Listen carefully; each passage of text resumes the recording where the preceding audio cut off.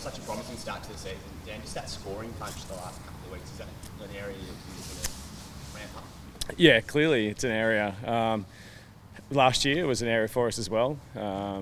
And, you know, the last 4 games, not the first 2 games, we were threatening the inside 50, but just can't get the score on the board. So, again, we had 35 inside 50s on the weekend. We've averaged 30 over the first probably 3 rounds, but just haven't found that synergy and connection yet up forward that we're after. So, yeah, we're aware of it. We've trained it pretty well. Just hopefully this weekend we see something different. Yeah. Personnel or structure? Oh, probably a bit of both. Like we're a fairly new, younger group. The last 18 months has seen a significant change in our playing list. So it's about just forming that synergy and connection with the group that's playing there. You know, new players, some experienced players, and then that connection piece with our midfield, driving the ball forward as well. So yeah, a bit of both. Yeah. Being back at GMHPA this weekend, how much does that help? You know, after a week in Tasman. Oh, it's huge. Like, look around the club at the moment. Like, what a week to be back on your home deck with grand final week with the lads. It's exciting for the girls to be around. What a build up this week will be for everybody else. So, and a Thursday night, tomorrow night will be full of functions and you know, a buzz around the ground as well. So it's exciting to be back on our home ground. We think we play our ground very well.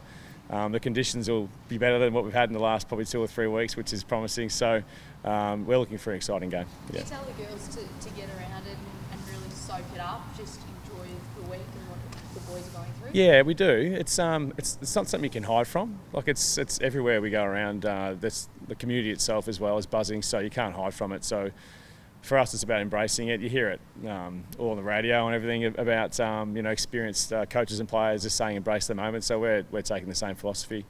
It's great for our players to walk through the halls here and just mingle with the players and the men's program, the coaches, to kind of get an experience of how big a week it is, and for our competition too.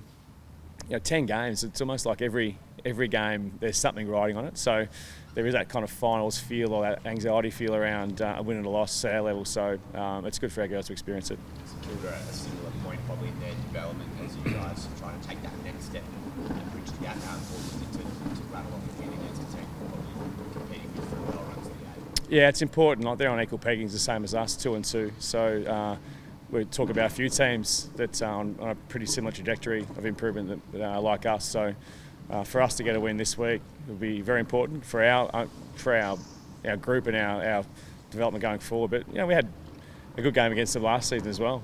You know, more scoring shots. It just didn't kick it straight again. You know, that forward half stuff we're talking about. But yeah, it'll be an exciting game. They're a great list. They've added some new players to their list too, which makes them even better.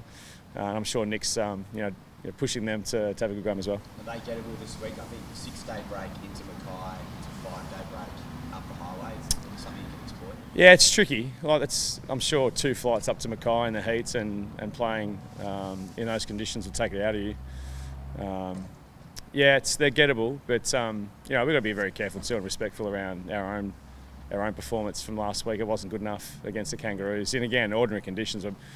They've played in the heat. St Kilda, we've played in sloppy, wet conditions on probably the biggest ground in the competition. So we've had to, you know, make sure our girls are rested and recovered for this game as well. Did the girls pull up any heavier from the weekend, given you needed probably gumboots more than full boots? No, I think we've all put up pretty well. Our conditioning, we're really comfortable with our conditioning program, the way we attack our training regime. So no, everyone's put up really well. Everyone's very fit, firing, full list to choose from. So yeah, no excuses from that perspective. You said you didn't play well enough. What went wrong? What do you need to fix this week? Well, as you mentioned before, like we're getting the ball in our front half quite a lot. We just can't score. So we just need to make sure that we're still putting pressure on the ball to get those opportunities to go forward, and we just get that connection piece right, because you can't. It's not sustainable to play a contested game over 4 quarters, over 10 rounds, and not put scoreboard pressure on. So we're aware of that. It's not something that we're worried about too much. It's just something we need to improve. You were asked about selection, Dan. Are we going to see any changes this week? The team will come out in 7 or 8 hours' time. Yeah, no changes this week. We're going to back in the same list that played the Kangaroos. Again, we thought we played a good enough round last week against a good team that we haven't had much success over the last couple of seasons against. But yeah, we need to get that connection piece, and Cindy's right, so we're going to try and keep our list on the park. How much are you trying to use the energy from the men's program for this week to transfer the girls' clubs up and about? And I suspect the women's program on their toes as well, being part of the greater family. Yeah, it's a driving point, no doubt. As I said before, like, you can't hide away from the energy that's been produced around the club during this week, but not just this week, but the finals too. Like, since the finals started, we've had 2 of our away games were, the first final and the prelim, so we weren't actually present for it, but the way the girls were following the lads, on their phones, squishing the buses and planes and transport, like, it just shows that there's a really strong united front there from the men to the female program, and it'll inspire them, no doubt. It's a good learning curve for them. Yeah. Depending on how things fall, this is your last home game for a while. Yeah. You might actually be back here this year, depending on how they fix your 5th home game. What do you say to the girls about, I suppose, making the most of being at home and walking away, keeping, I suppose, a decent record at home for the moment? Just take the opportunity, really. Again, exciting week to be playing on your home deck. With the cricket taking precedence over the next month or so, we're going to be travelling all over the place again, which is no different to what we've done over the last month or so already. So we're pretty used to the travel part. But again, it's just taking every week for how it is. So another home game, great week for it, and then next week gives us another challenge again. So we won't harp too much on it, but we know the importance of it. We know the importance of playing well. And that's that consistency piece we've been talking about for a while as well too, mate. Like, I think we've been consistent.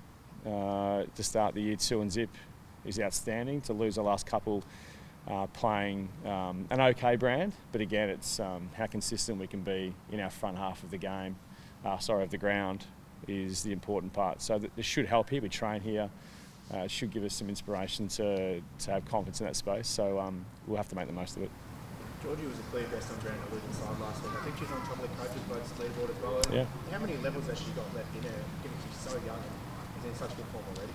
She's got so much more growth left in her, it's not funny. Last year, she started the year off exceptionally well against the Kangaroos round 1, and then tapered off. It was that consistency piece for her and just finding her feet in a really strong competition. But now she's got this now inbuilt confidence that she's good enough to play at the level, and she's got really good support networks around her as well in the midfield. So it's not just her, whereas maybe last year we were fighting a few bails alone, but this year we're stronger in that space, which gives her more stability. She's got a lot of improvement in her too, which is quite scary for the rest of the competition. And it's a good challenge for us as coaches and her teammates to push her in that space. You come a bit nomadic with your training as a result of being off here. Do you find, especially when we're into cricket season, locally, is it mostly Deakin from here on? Yeah, it'll be out of Deakin, across the road here at St Mary's. We'll probably get a good run from time to time, and we have to be really creative around how we fill in our training program from this point on. There's lots of options. It's just we can still use parts of our home base here during the week. It's just from a training perspective, we'll have to keep finding home decks. All right, thanks everyone.